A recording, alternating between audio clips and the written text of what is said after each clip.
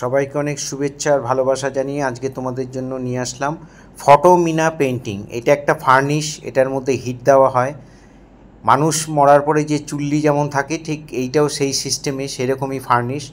এটার মধ্যে প্রথমে একটা রূপোর প্লেটের উপরে সাদা লাগিয়ে তার উপরে ছবি বসানো হয়, সেটা বিভিন্ন কেমিক্যালের মাধ্যমে ছবিটা তুলে সেই ছবি বসানো হয়। তারপরে এরকম হিট চেম্বারের মধ্যে হিট দেওয়া হয়। এরকম হিট চেম্বারে প্রচুর কারেন্ট সেখানে সাঁড়াশির মাধ্যমে ঢুকিয়ে নিয়ে এবার হিট দেওয়ার পরে তারপরে আমরা এগুলোকে পেন্টিং করি। এগুলোকে লাইন টানা হয় তুলি দিয়ে, সরু সরু তুলি দিয়ে, রং দিয়ে। এই রঙগুলোকে মিনা পেন্টিং কালার বলে। হ্যাঁ, এটা দিয়ে এগুলো লাইন টানা হচ্ছে শিপগুলো। ফার্নিশের মালটা একটু অন্য ছবি ছিল, আমি এখানে শিপগুলোকে দেখাচ্ছি। দেখো, সরু তুলি দিয়ে এইভাবে সুন্দর করে লাইন টানতে হবে। যে ছবিটা থাকবে তার উপরে টোটাল ছবিটার উপর বর্ডার টানতে হয় সরু তুলি দিয়ে। যারা ফার্স্ট টাইম আমার ভিডিও দেখছেন তাদের কাছে অনুরোধ যে আমার চ্যানেলটা সাবস্ক্রাইব করবেন, ভালো লাগলে লাইক কমেন্ট করবেন। এখানে কালারগুলো এরকম পাত্রের মধ্যে তেল রং দিয়ে, সেটা তেল রং মানে রংটা পাউডার থাকে, সেটা তেল দিয়ে গুলতে হয়। সেটাকে চন্দন তেল বলে। এখন আর সেই চন্দন তেল নেই, এখন কেমিক্যাল মিশিয়ে অন্যরকম হয়ে গেছে, কিন্তু চন্দনের গন্ধটা আছে। সেই তেলের সাহায্যে এটাকে রংটা গুলে নিয়ে, রংটা একটা কাচের মধ্যে ঘষে মানে আরও মিহি করতে হয়, রংটাকে ভালো করে পালিশ করতে হয়, ভালো করে গুলে নিতে হয়। নিয়ে তারপরে এটা লাইন টানা হয়, রং করা হয়।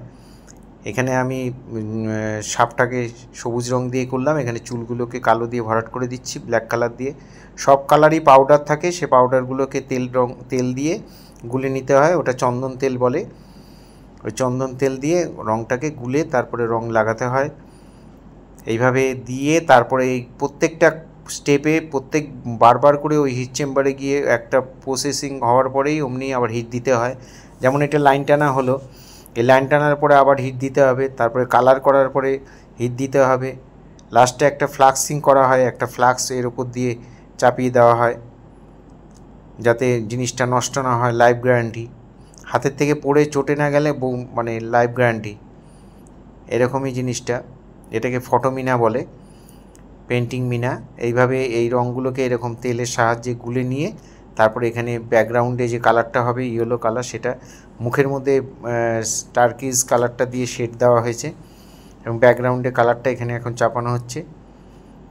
তারপরে আবার হিট দিয়ে নিয়ে তারপর আবার ফ্লাক্সিং করা হয়। বিভিন্ন রকম স্টেপ বাই স্টেপ সিস্টেমে যতটা সম্ভব আমি তোমাদের দেখানোর চেষ্টা করলাম। এইভাবে রঙগুলোকে লাগিয়ে আবার তুলি দিয়ে মেলাতেও হয়, বিভিন্ন সময় বিভিন্ন সিস্টেমে করা হয়। আবার সবাইকে অনেক শুভেচ্ছা, অনেক ভালোবাসা জানিয়ে আজকের এখানেই শেষ করছি। এইভাবে আমার সাথে থাকবে, পাশে থাকবে।